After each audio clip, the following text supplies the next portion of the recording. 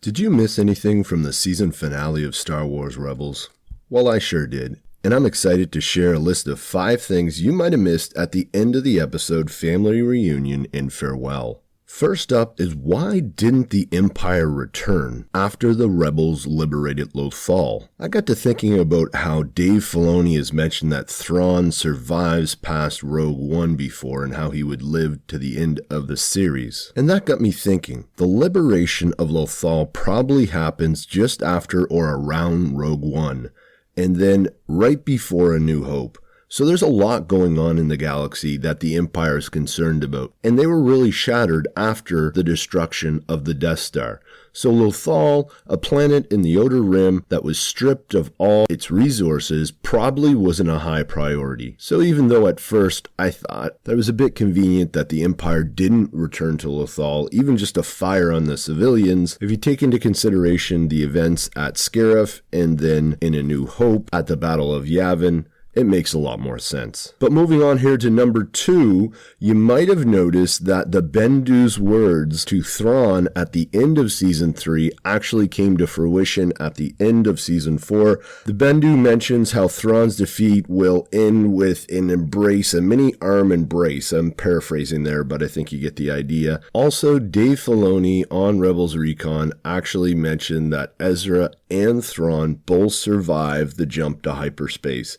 How that happens, I'm not really sure.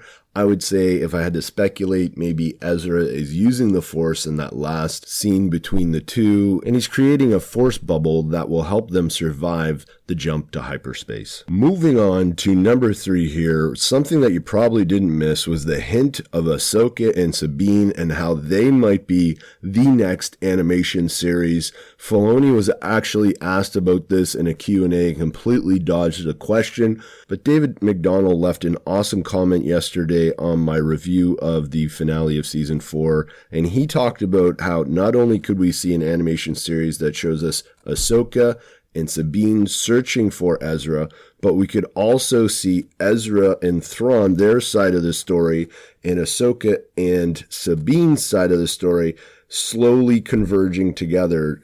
That would be really cool to see sort of what happens to Ezra and Thrawn and what is happening to Ahsoka and Sabine as they search for those two. Plus, Andrew James Williams had a cool idea in the comments of the finale review yesterday. He said, what if Luke Skywalker teams up with Ahsoka and Sabine in the next animation series as well? I think that would be amazing. I think in the next animation series, we are definitely going to see some big name characters like Luke Skywalker. If you look what happened to the marketing behind Rebels after about Season 2, we didn't get a lot of Lego sets. We didn't get a lot of marketing. Really, it was only just Forces of Destiny. And I think that was mostly because it just didn't sell. Rebels wasn't that popular because it was unknown characters. So again, if I had to speculate, I'm pretty sure that the next animation series is going to include big name characters from the original trilogy, bridging that gap between Return of the Jedi and The Force Awakens. Could it also include Sabine and Ahsoka? Yeah, it would be great. It would be awesome to see Luke Skywalker, Ahsoka, and Sabine teaming up trying to find Ezra. Next here we have Medieval Man 9, and he talks about in the comments, you probably did notice that awesome mural that was probably created by Sabine on Lothal. It's got the Star Wars Rebels family, even Kanan. Zeb looks kind of goofy in it. It's got the wolves on the sides. But something you probably didn't notice was the white Lothcat perched on Ezra's shoulder,